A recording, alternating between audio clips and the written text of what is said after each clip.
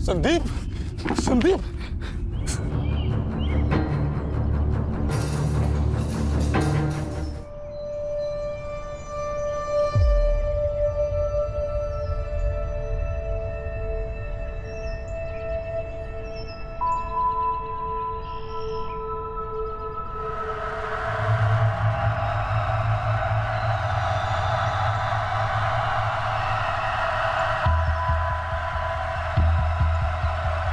Good morning Sandeep.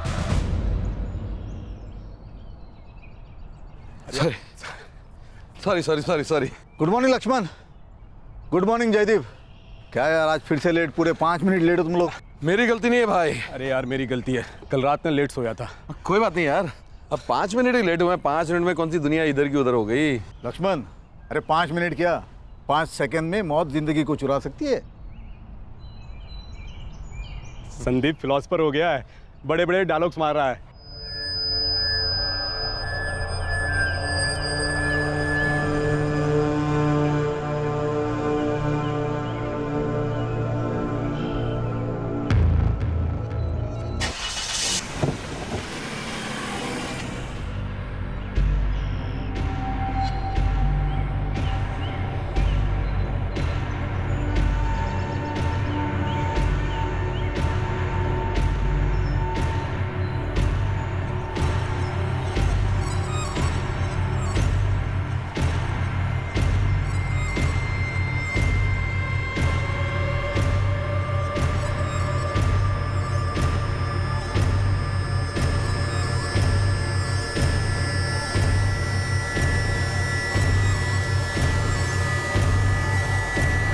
Good morning उज्जवल। Morning. 3 तिगाड़ा आज फिर late ना। सही है यार तुम्हारा। अरे भाई उज्जवल, हम तो वक्त के वफादार हैं, बेवफाई तो इन दोनों ने की है। भाई मेरी कोई गलती नहीं है, पर मेरे को गारंटी है ये बिल मेरे पे पड़ेगा। अरे नारायण, 4 चाय गर्मा गर्म। हाँ उज्जवल भाई।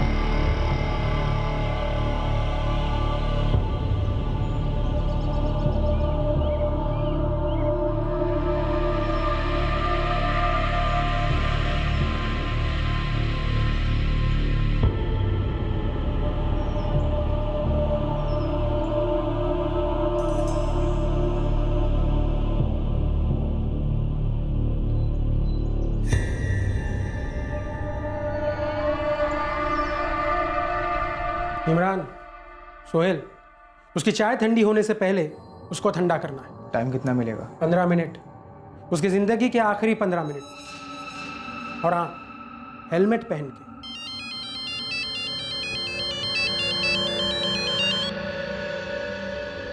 भाई जी, शिकारी तैयार है, बस शिकार का गुड न्यूज़ सुनना बाकी है।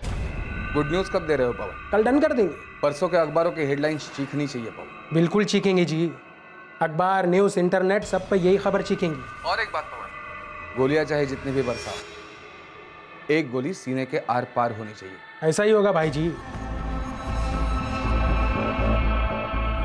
भाई जी का हुक्म है कि गोलियां कहीं भी चलाओ, कितनी भी चलाओ, पर एक गोली सीना पार करनी चाहिए। गोली सीना पार करेगी साहब, पार करेगी। लगता है दिल का मामला है।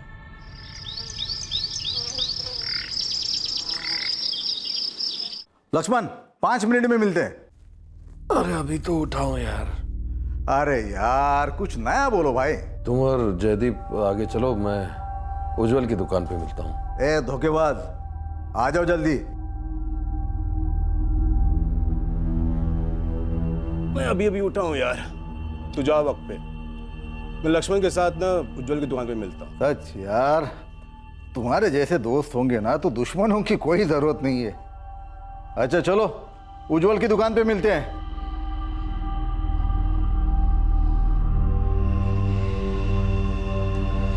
उतर गया वॉकिंग शॉकिंग का भूत। चढ़ा दूं चाय? कोई आए या ना आए, मैं तो जाऊंगा और चाय उज्जवल की दुकान पर ही पीऊंगा। अब चलूं? शिकारियों के आका की एक खास मांग थी, एक गोली सीना छलनी कर दे, दिल के चिथड़े उड़ा दे। शिकार की जगह और समय पर मौत की मोहर लगा दी गई थी। अब सवाल यह था कि आखिरकार शिकार था कौन?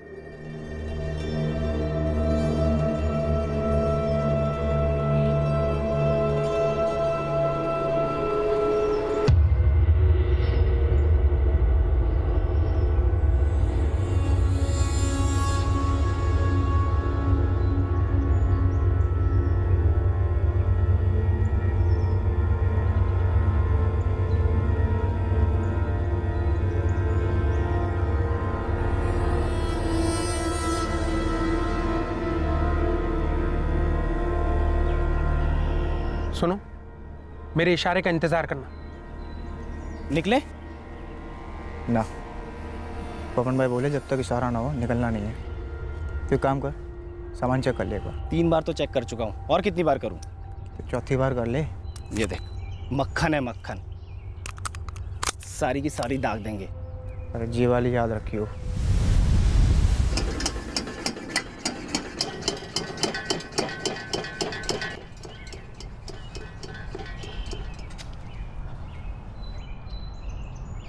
गुड मॉर्निंग उज्जवल। गुड मॉर्निंग जी, मॉर्निंग। आज अकेले अकेले? हाँ साले, लक्ष्मण और जयदीप आज फिर से धोखा दे गए। ऐसा नहीं है, मेरी बात हो गई, दोनों आ रहे हैं। अरे मुझे तो लगा आएंगे ही नहीं। अरे ऐसे ही उन दोनों का ना कुछ सरप्राइज देने का प्लान है आपको। हाँ। अरे नारायण, 4 चाय। जी भैया। हाँ।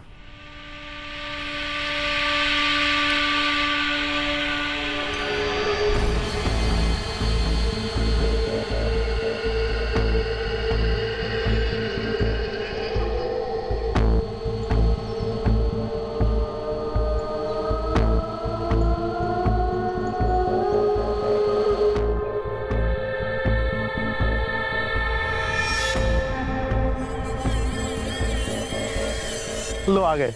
आ गए? अरे आओ लेट लतीफ, आओ। यार कभी टाइम पे नहीं आओगे तुम लोग, आज फिर लेट हो गए। अरे काहे का लेट यार, चाय तो अभी आई नहीं। हाँ, ये थे कि भैया चाय कब आ गई भैया। लो आ गई चाय। अदरक डालो ना भाई। उंगली घुमाए। हाँ चीयर्स करवाता। निकलो।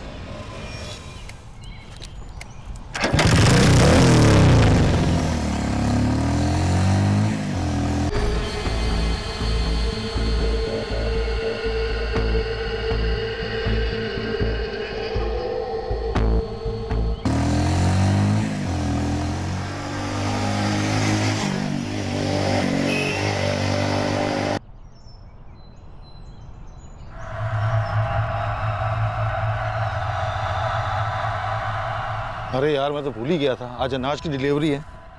फोन करता हूँ, टेम्पो निकाला कि नहीं वहां से। एक तो नेटवर्क नहीं मिलता है यार यहाँ। अरे उज्जवल ना, सुबह सुबह कैसे काम सोचता है इसे? अरे हाँ, काम से याद आया, तुम्हारा वो स्टेशन की लाइटिंग का टेंडर निकलने वाला था, उसका क्या हुआ? अरे वो आज खुलेगा, जो टेंडर माता की इच्छा। लक्ष्मी जी का हाथ है तुम्हारे सर पर, तो टेंडर माता को तो आशीर्वाद देना ही पड़ेगा। वैसे सरकारी टेंडरों का सरदर्द ना हर किसी के बस की बात नहीं है, मानना पड़ेगा बॉस। आता है तुम्हें। सालों साल पापड़ बेले में नहीं संधेरे में, अब जाके रोशनी की एक किरण नजर आ रही है। अब जाके सांस ले पा रहा हूं मैं। ये सरकारी ठेके मतलब दोधारी तलवार है, एक तरफ लक्ष्मी माता है तो दूसरी तरफ साक्षात यमराज।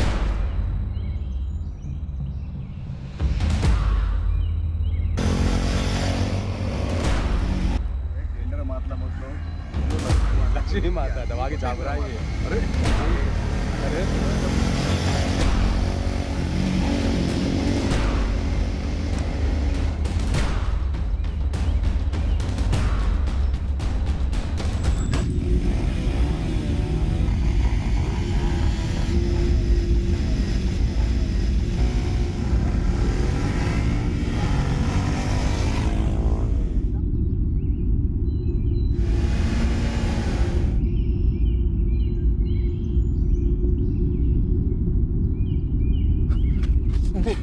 संदीप, संदीप।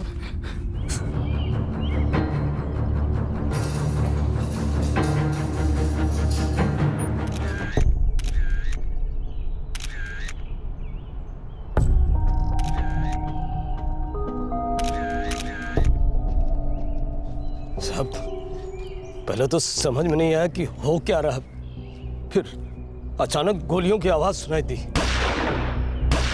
हम तो डर के मारे अपने ठेले के नीचे बैठ गए। वो आदमी ऐसे गोलियां चला रहा था जैसे कोई पेड़ों को पानी देता है। तीनों पे गोलियां चला रहा था, संदीप, जयदीप और लक्ष्मण पर। अंधाधुंध गोली दाग रहा था, जिसे लगी तो लगी बस। 2 लोग थे, सिर्फ 2? हाँ साहब, मोटरसाइकिल पे आए थे और हेलमेट पहन रखी थी। बाइक का नंबर? मौत मिस कॉल दे गई तो बाइक का नंबर कौन देखता। वो लोग चले गए तो भी साहब मुझसे हनुमान चालीसा नहीं निकल रही थी। लेकिन बेटा अंकित, ऐसा कैसे हो सकता है? ताया जी, हमें कुछ नहीं पता कि क्या हुआ, कैसे हुआ। पापा तो बस रोज की तरह मॉर्निंग वॉक पर ही गए थे। बेटा, डॉक्टर क्या कह रहे हैं? कहने के लिए कुछ नहीं रहा। पापा नहीं रहे ताया जी।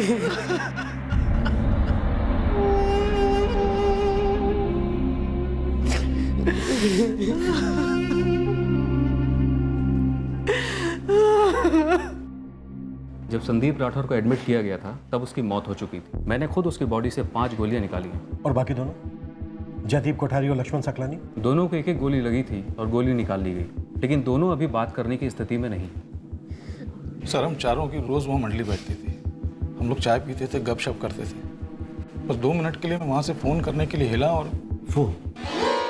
इतनी सुबह सुबह किसे फ़ोन करना था? मेरे अनाज की डिलीवरी आने वाली थी सर। डिलीवरी वाले से ऐसी क्या बात करनी थी जो इनसे इतनी दूर जाकर करनी पड़ी? और वहाँ नेटवर्क नहीं आ रहा था तो मैं बगल में चला गया था। मुझे कुछ एक्स्ट्रा सामान मंगवाना था सर। फिर मैं उससे बात करने लगा और इस बीच में सब कुछ हो गया सर। अरे कल नहीं यार, आज। अभी निकालो टेम्पो वहाँ से यार। जब तक गोलियां चल रही थी सर, डर के मारे मैं वहाँ से हिला तक नहीं। इतनी सारी गोलियां बरसाई गई, क्या किलर ने इस बीच में गन रिलोड की थी? नहीं सर, लगातार गोलियां चल रही थी सर। वो लोग बाइक से जब वापस चले गए तब मैं वहाँ पहुँचा। लक्ष्मण और जयदीप तो घायल हो गए थे सर, लेकिन संदीप सर ढेर सा हो गया था। ढेर सा? उज्जवल जी, संदीप उस वक्त जिंदा था या मर चुका था? सर बेहोश तो था, लेकिन जिंदा था कि नहीं ये नहीं कह सकता सर। उसके बाद हम लोगों ने एम्बुलेंस को फ़ोन किया, आपको फ़ोन किया तो सर यहाँ लेके आए। फिर डॉक्टर ने बताया कि एडमिट होने से पहले ही मेरा दोस्त मर चुका था सर। दोस्त? मतलब ये तीनों, संदीप राठौर, जयदीप कोठारी, लक्ष्मण सकलानी, आपके दोस्त थे? सर मैं तो इतनी सुबह दुकान ही इनके लिए खोलता था सर। हम लोग गपशप करते थे, दिन की शुरुआत हम लोग एक साथ करते थे सर। बगल में नारायण की चाय की दुकान है सर, वहाँ से चाय आती थी, चाय पीते थे, बातचीत करते थे, फिर वो लोग वापस चले जाते थे सर। बेटा संदीप का? हाँ सर, अंकित। और वो संदीप की पत्नी रश्मि भाभी, कुसुम भाभी, जयदीप की पत्नी बीना भाभी, लक्ष्मण की पत्नी सर।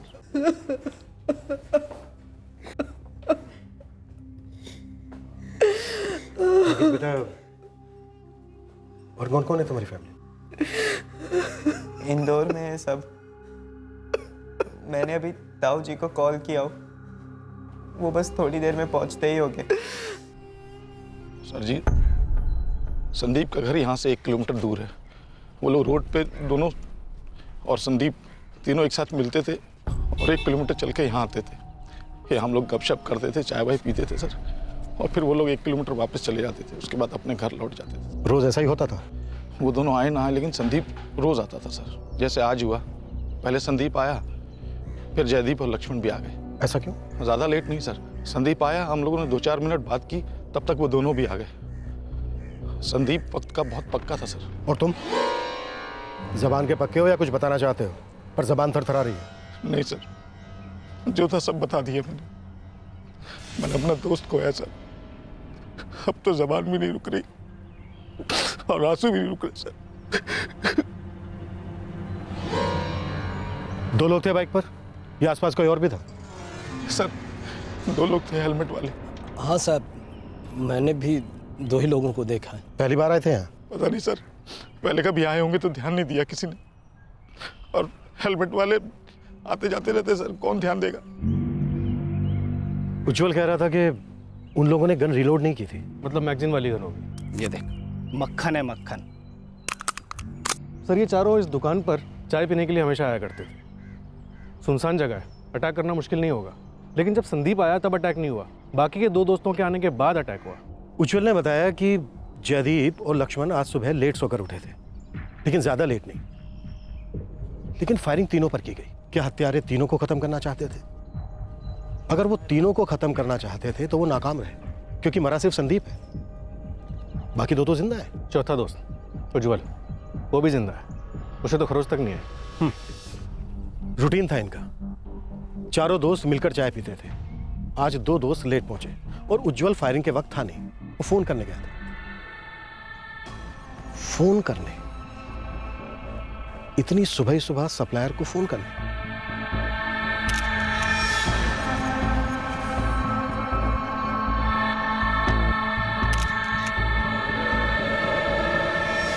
बरसाई गई गोलियों पर किन किन के नाम थे? क्या शिकार संदीप राठौड़ था जो मारा गया था? क्या शिकार उसके दोस्त लक्ष्मण सकलानी या जयदीप कोठारी थे जो इस शूटआउट में बुरी तरह से घायल हुए थे लेकिन अब खतरे से बाहर थे?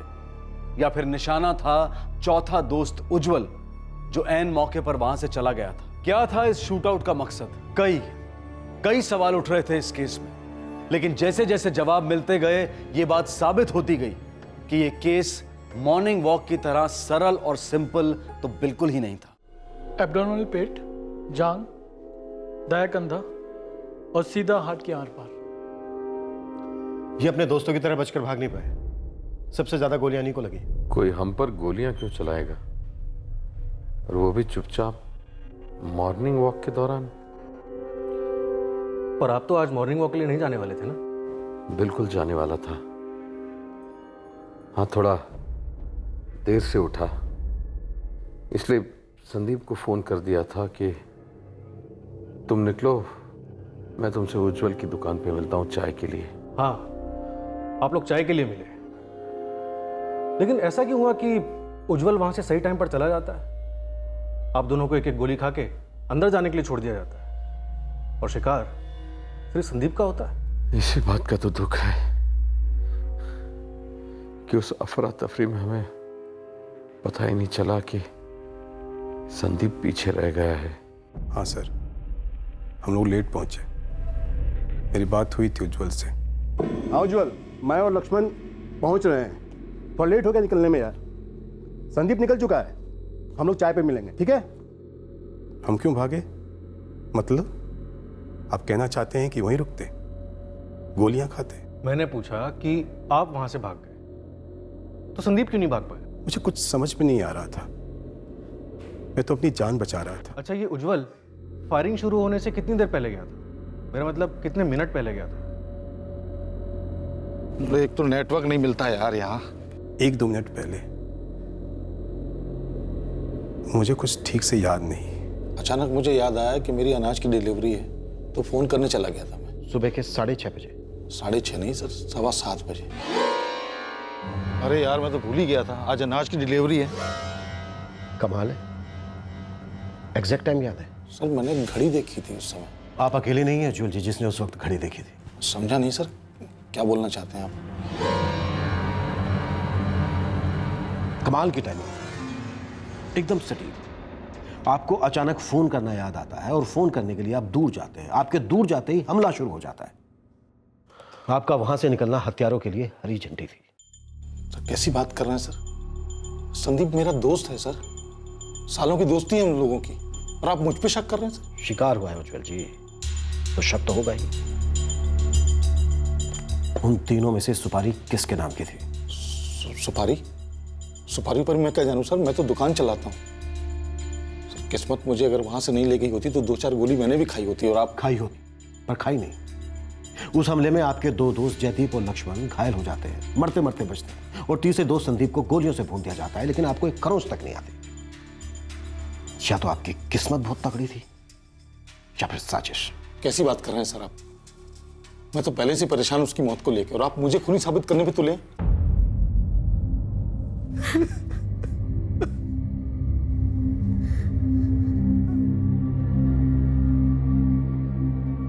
जी जी समझ रहा हूं मैं, लेकिन मेरे भाई की बॉडी कब मिलेगी हमें? अच्छा, नीता, मुझे पुलिस स्टेशन बुलाया गया है। संदीप की बॉडी हमें कल मिलेगी। तुम रश्मि का ख्याल रखना। मैं भी चलूं पापा? नहीं बेटा, तू अंकित के पास रुक।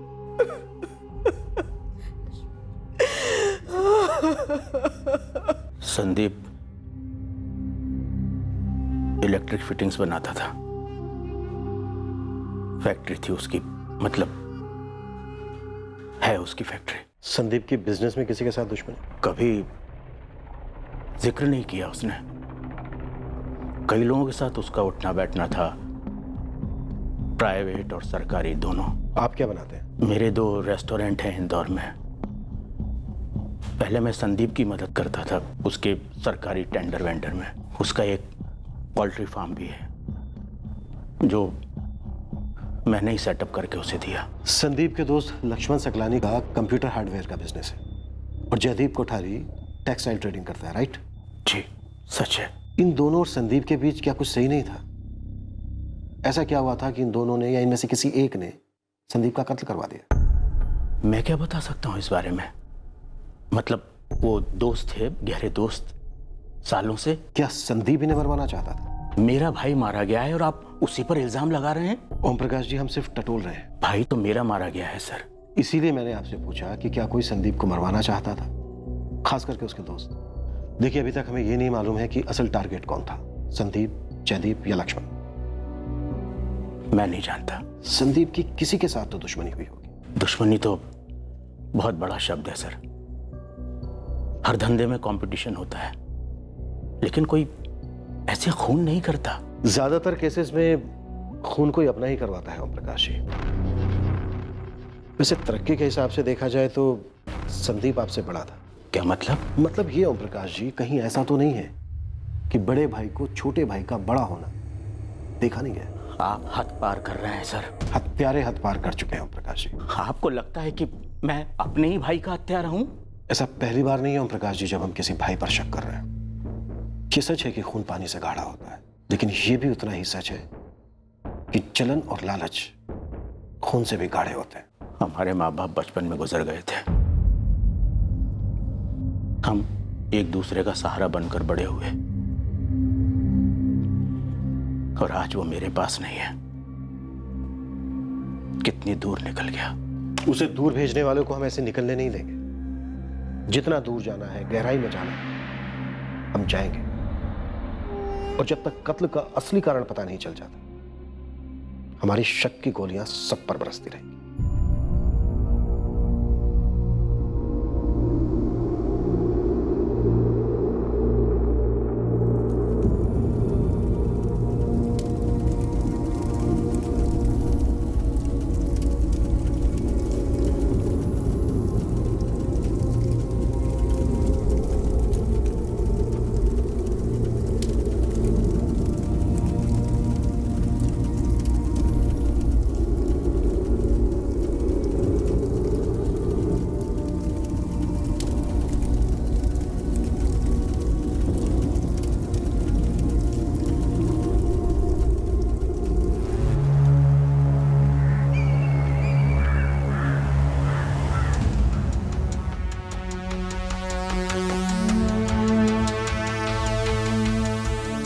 इस शूटआउट और संदीप की मौत को लेकर कई एंगल्स उभरने लगे और फिर बरसने लगे। उंगलियां उठने लगी, जुबानें चलने लगी, लेकिन इस माहौल की धुंध में एक मूलभूत सवाल का जवाब अब तक नहीं मिल रहा था कि क्या हत्यारों का निशाना वाकई में संदीप राठौड़ था। इंस्पेक्टर साहब, आपसे एक बात कहनी थी। वो दरअसल मेरे बेटे सुमित ने याद दिलाई मुझे। ये 1 साल पुरानी बात है। राजेश सक्सेना। राजेश सक्सेना? हाँ, उसकी भी इलेक्ट्रिकल फिटिंग्स की फैक्ट्री है। रायसेन में? रायसेन में जो कुछ भी हुआ था मेरी आंखों के सामने हुआ था। संदीप, मैं तुझे छोड़ूंगा नहीं। तूने जो मेरे साथ किया वो अच्छा नहीं किया। और एक बात मेरी आज तू अच्छे से सुन ले, जो लोग दूसरों की पीठ में छुरा घोंपते हैं ना, उन्हें ये नहीं भूलना चाहिए कि उनकी भी एक पीठ है और उस पर भी कोई छुरा घोंप सकता है। उसने संदीप को जान की धमकी दी थी। बिजनेस में दुश्मनी थी? जी हाँ।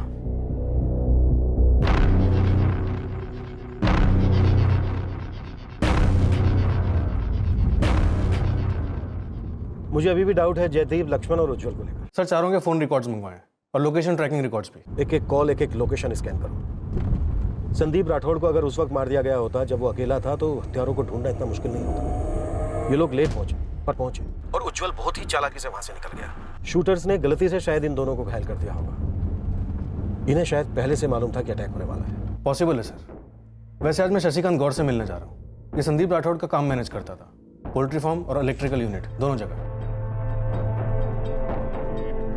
डिटेल ग्रिलिंग करो नवीन, पता तो चले कि इलेक्ट्रिकल फिटिंग्स में कहां शॉर्ट सर्किट हो रहा है और पोल्ट्री फार्म के अंडों में कौन से राज छुपे हैं।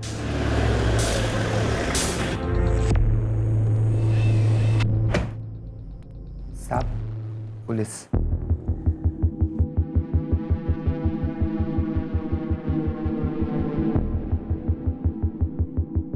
संदीप राठौड़ की मौत से बहुत खुश हुए होंगे आप। मैं खुश क्यों होने लगा इंस्पेक्टर? मैं तो वो न्यूज़ पढ़कर बुरी तरह से चौंक गया था। चौंक गए थे? वो भी बुरी तरह से? लग तो नहीं रहा है। आपने तो खुद उसे जान से मारने की धमकी दी थी। सुना है धंधे में कच्चे पर जबान के बड़े पक्के हैं आप।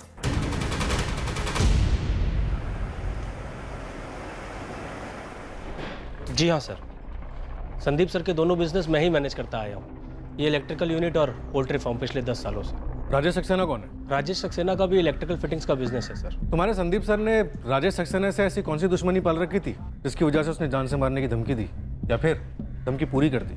सर राजेश सक्सेना ने संदीप सर को धमकी जरूर दी थी, लेकिन धमकी देने वाला वो अकेला शख्स नहीं था। और कौन था? दिनेश बागड़ी।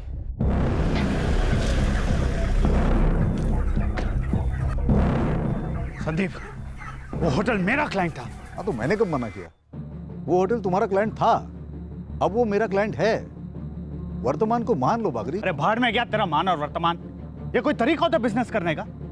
किसी दूसरे के क्लाइंट को छीनना, उनके कॉन्ट्रैक्ट को इस तरह हड़पना। प्यार और जंग में सब कुछ जायज होता है, और धंधा तो प्यार और जंग से बढ़कर है ना। साले चीटिंग की है तूने, और चीटिंग जायज नहीं होती। अरे काहे की चीटिंग? तूने तेरी कोटेशन दी, मैंने मेरी कोटेशन दी, कॉन्ट्रैक्ट मुझे मिल गया, बात खत्म। गलत। तूने अंडर कटिंग की है, मुझसे छीना ये कॉन्ट्रैक्ट। लेकिन एक बात याद रखना, जो दूसरा का पत्ता काटता है ना, वो खुद बहुत जल्दी कटता है। सर उसके बाद मैंने संदीप सर को बोला भी था, आगाह किया था। जाते आते बागरी जान की धमकी दे गया। मैं समझ गया, लेकिन अब करे तो क्या करे? धंधा है। धंधे में ऊपर चढ़ने के लिए दूसरे को नीचे गिराना ठीक नहीं होता। लोगों की दुआएं मिले ना मिले, धमकियां नहीं मिलनी चाहिए सर। संदीप सर खुद काफी परेशान रहा करते थे इस सब को लेकर। और कितनी दुश्मनियां पाल रखी थी तुम लोगों ने? सर ये दुश्मनी तो दिख गई, तब मैंने संदीप सर को ही बताया था और आज आपको ही बता रहा हूँ। लेकिन जरूरी नहीं है कि हर दुश्मनी दिख जाए। चोरी छुपे पता नहीं कौन सी दुश्मनी बुलबुला रही थी। राजेश सक्सेना की या दिनेश बागड़ी की? किसकी दुश्मनी के बुलबुलों में ज्यादा जहर था गौड़? दुश्मनी तो थी, लेकिन किसी जमाने में वो मेरा बहुत अच्छा दोस्त भी था। कितने साल पहले की बात है ये? करीब 2 साल पहले वो मेरे पास मदद मांगने आया था। उसकी यूनिट बंद पड़ गई थी। यार राजेश, मुझे फिर से शुरू करना है। जब मेरी पोल्ट्री फार्म चल पड़ी तो इलेक्ट्रिक पर से मेरा ध्यान हट गया और देखते देखते यूनिट बंद करनी पड़ी। देख संदीप, सीधी बात करूंगा, मेरा बिजनेस बहुत जबरदस्त चल रहा है और मुझे किसी पार्टनर की कोई जरूरत नहीं है यार। मैं कहाँ 50% मांग रहा हूँ, मुझे 10 ही दे देना। यार मैं सच कह रहा हूँ, मुझे कोई जरूरत नहीं है। राजेश, मुझे तेरी जरूरत है। अरे मेरा सालों का तजुर्बा है, मैं नए क्लाइंट्स खड़े कर सकता हूँ, पर तेरा कुछ होगा तो फायदा ही होगा।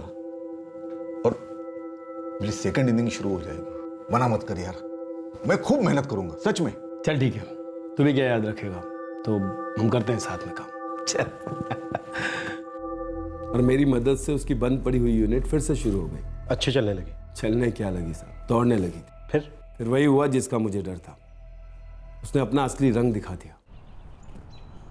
यार राजेश, एक बात करनी थी, समझ में नहीं आ रहा कैसे शुरुआत करूं। सीधी बात बोल संदीप, वक्त तो बचता है। राजेश, मुझे अलग होना है। मतलब गलत मत समझना यार। देख, अपनी पार्टनरशिप अच्छी थी, सबसे ज़्यादा फायदा मेरा हुआ है यार, दूसरी ज़िंदगी मिली मुझे। लेकिन ये सारी बातें अपनी जगह, अब मैं अलग होना चाहता हूँ पहले जैसे।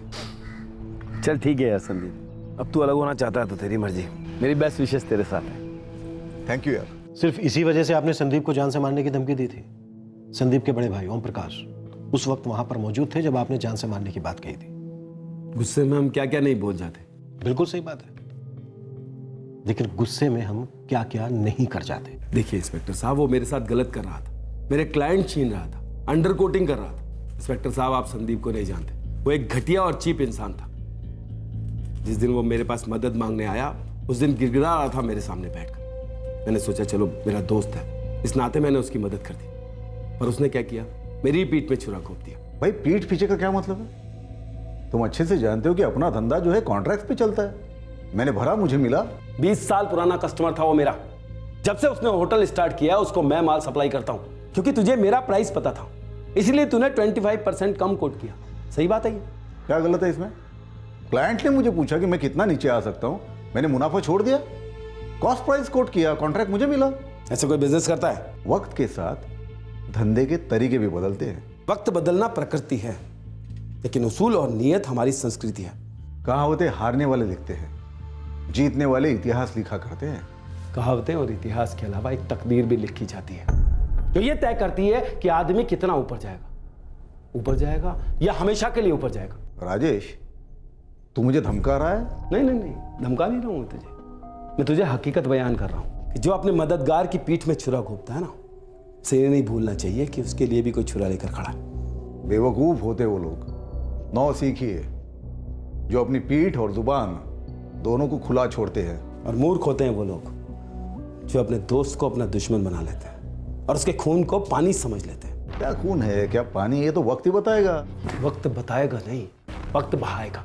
और संदीप, तेरा खून बहेगा, और उस दिन वक्त की लगाम मेरे हाथ में होगी, और घोड़ा भी। मेरी बात याद रखना तू।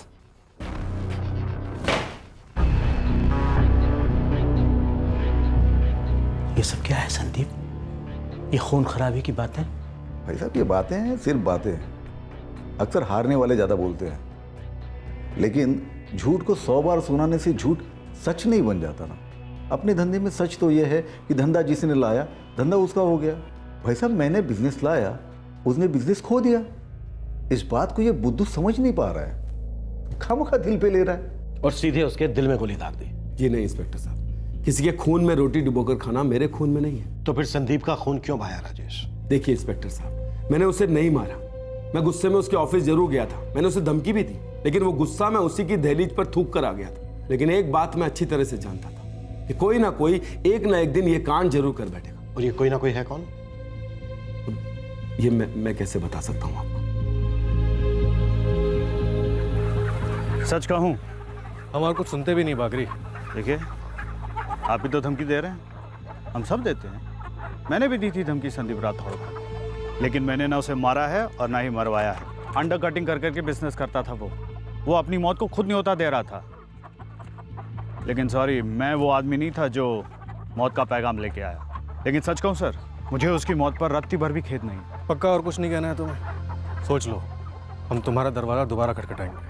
अब गलत दरवाज़ा खटखटा रहे हैं इंस्पेक्टर, मैं लाशों पर सौदे नहीं करता।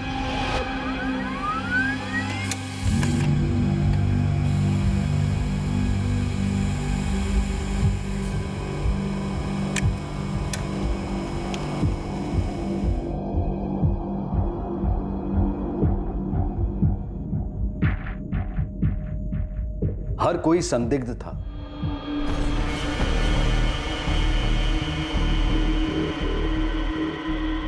लेकिन इतने सस्पेक्ट्स होने के बावजूद पुलिस को किसी की ठोस इन्वॉल्वमेंट नजर नहीं आ रही थी। संदिग्धों की बारिश हो रही थी, पर सुरागों का अकाल था। सर, संदीप के तीनों दोस्तों के फोन रिकॉर्ड्स एकदम क्लीन है। और वो हेलमेट पहने हमलावर, उनका कुछ पता चला? सर, दोनों किराए के हथियारे लगते हैं। जिस हिसाब से शूट आउट हुआ है, उससे तो मुझे यही लगता है कि कॉन्ट्रैक्ट किलर का इस्तेमाल करने वाला मास्टरमाइंड बहुत ही चालाकी से अपना गेम खेल गया। उसने प्लानिंग किसी और से करवाई, इंतजाम किसी और से करवाया और अंजाम किसी और ने दिया। इतनी अच्छी प्लानिंग कि कोई भी कड़ी जुड़ ना पाए। सर हमारी सबसे खास खबरी पिछले 4 दिनों से लगे पड़े। अगर कोई कमजोर कड़ी होगी तो जरूर मिल जाएगी। इन बातों से एक चीज तो सामने उभर कर आई है कि जिन 2 लोगों ने संदीप को जान से मारने की धमकी दी थी वो इसलिए दी थी क्योंकि संदीप अंडर कटिंग का मास्टर बन गया। कोई और भी हो सकता है जिसने संदीप को जान से मारने की धमकी दी, जो उसके आसपास के लोगों को पता ना हो सकता है सर। इसके मैनेजर शशिकांत गौड़ ने इस बारे में जिक्र किया था। जरूरी नहीं है कि हर दुश्मनी दिख जाए। चोरी छुपे पता नहीं कौन सी दुश्मनी बुलबुला रही थी। नवीन एक काम करो, शहर में जितने भी इलेक्ट्रिक यूनिट्स, पोल्ट्री फार्म है, खास करके छोटे, सबको स्कैन करो। कोई ना कोई ऐसा जरूर होगा जो संदीप के अंडर कटिंग की वजह से कुचला गया होगा, पूरी तरह से बर्बाद हो गया हो। Right sir. अब एक बात तो क्लियर है, निशाना संदीप ही था। लगता तो ऐसा ही कुछ है, पर नवीन ऐसा भी लगता है कि शिकारी का शिकार हुआ है, पलटवार हुआ है। मैं आता रहूंगा रश्मि। और बेटा अंकित, जब भी किसी भी चीज की जरूरत हो तो फोन कर देना, हम आ जाएंगे।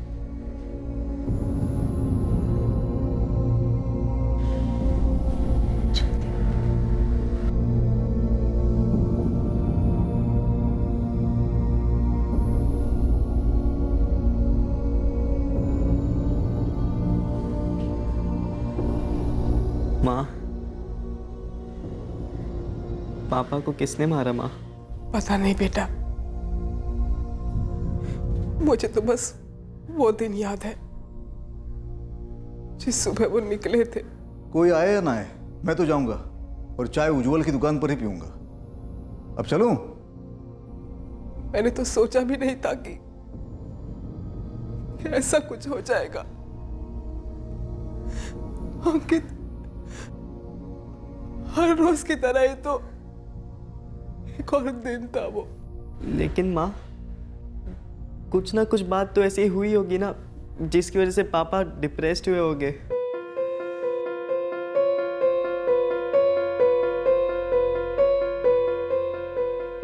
क्या बात है, कोई परेशानी है? खाना भी ठीक से नहीं खाया? हाँ, कुछ सोच रहा हूँ। किस बारे में? एक ही, इतना सब कुछ हासिल कर लिया, इतनी मेहनत कर रहा हूँ, फिर इतना टेंशन भी तो है। रश्मि, ये टेंशन जीने का मजा छीन रही है। हर वक्त, हर पल एक हल्का सा सरदर्द रहता, एक कहीं कोई कुछ कर न दे। मैं तो पहले से ही कहती आ रही हूँ कि बिजनेस के झगड़े बंद कर दीजिए। जितना है बहुत है, हम बड़ी खुशी से रह सकते हैं इसमें जिंदगी भर।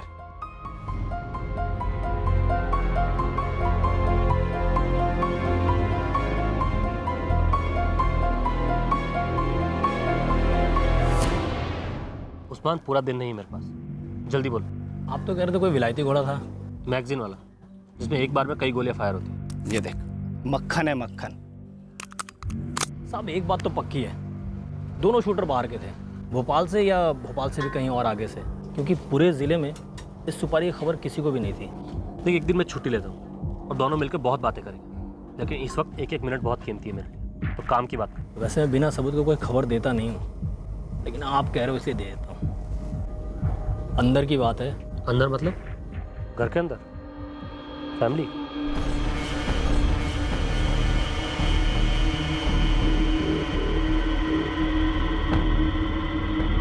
वो राजेश सक्सेना की धमकी वाली बात आपने पुलिस को बता दी ना पापा?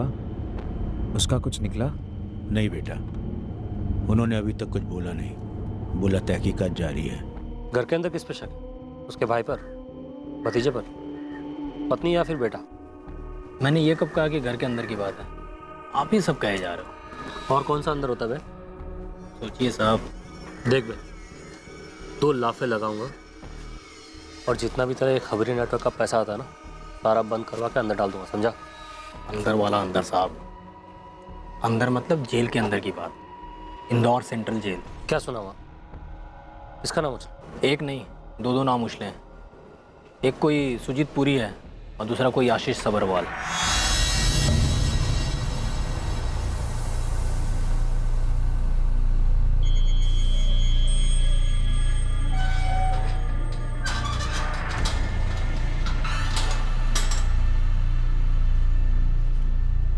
ये जो दो लोग हैं, सुजीत पुरी और आशीष सबरवाल, इनका संदीप राठौड़ के मर्डर से कुछ कनेक्शन है। सुजीत भाई, पता चला संदीप को टोक दिया?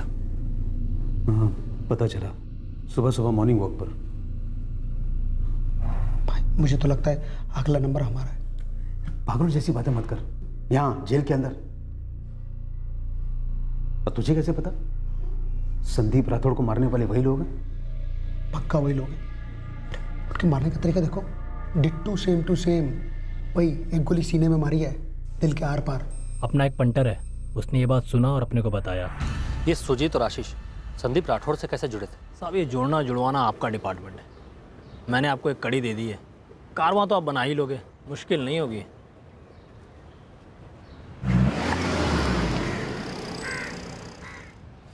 बेटा, तुम्हारा इशारा ललित राजावत की तरफ तो नहीं? इशारा विशारा कुछ नहीं पापा, बस एक ख्याल आया तो बता दिया। अच्छा किया तुमने। मुझे लगता है हमें इस बारे में पुलिस को बता ही देना चाहिए।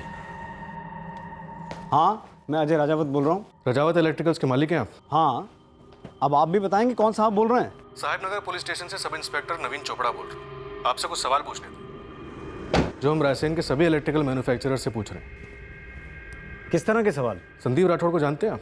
हाँ, जानता था। उसके कत्ल के बारे में सुना मैंने। संदीप को कितनी अच्छी तरह से जानते थे? ठीक ठाक जानता था। हम अक्सर अपनी फेडरेशन के इलेक्शन, मीटिंग्स, एग्जीबिशंस में टकराते थे।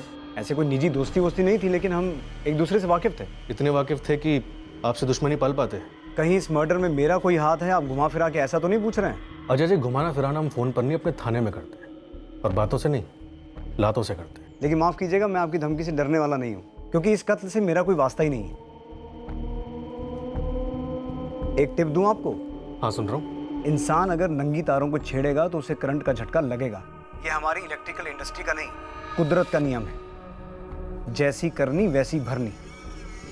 संदीप राठौर नंगी तारों को छेड़ रहा था।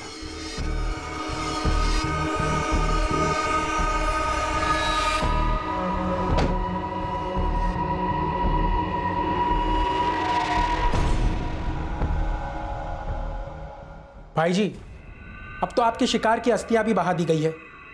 अब तो हमारे पैसे बहने दो। कोई बात नहीं भाई जी, कोई बात नहीं। इतने दिन इंतजार किया है, 2-4 दिन और सही। हर बात ये इशारा कर रही थी कि इस अटैक का निशाना संदीप राठौड़ ही था, और इन्वेस्टिगेशन सामने लेकर आई संदीप की बिजनेस में दुश्मनियां जो जान की धमकियों में तब्दील हुई थी। संदीप के तौर तरीकों और सोच पर सवालिया निशान लग रहा था। लेकिन क्या संदीप ही इन शिकारियों का असली शिकार था? अगर जैसी करनी वैसी भरनी वाकई में कुदरत का नियम है, तो उस हिसाब से संदीप राठौड़ के इस हत्याकांड के मास्टरमाइंड का पर्दाफाश होना भी कुदरती नियम होना चाहिए। पर क्या ऐसा था? इंदौर जेल में सजा काट रहे 2 कैदियों के बीच की बातचीत लीक हुई थी। आशीष सबरवाल और सुजीत पुरी का संदीप राठौड़ के मर्डर से क्या कनेक्शन था? ओम प्रकाश के बेटे सुमित ने ललित राजावत का नाम क्यों लिया था? इस कहानी में कई उलझे हुए सुराग सामने आए। इस केस के चेसबोर्ड पर हर तरह के मोहरे, छुपी हुई चालें चल रहे थे, लेकिन इन सबको लगाम देकर इस कहानी के अतीत में जाना पड़ा, उस शुरुआत की खोज में जहां इस हत्याकांड के बीज बोए गए थे।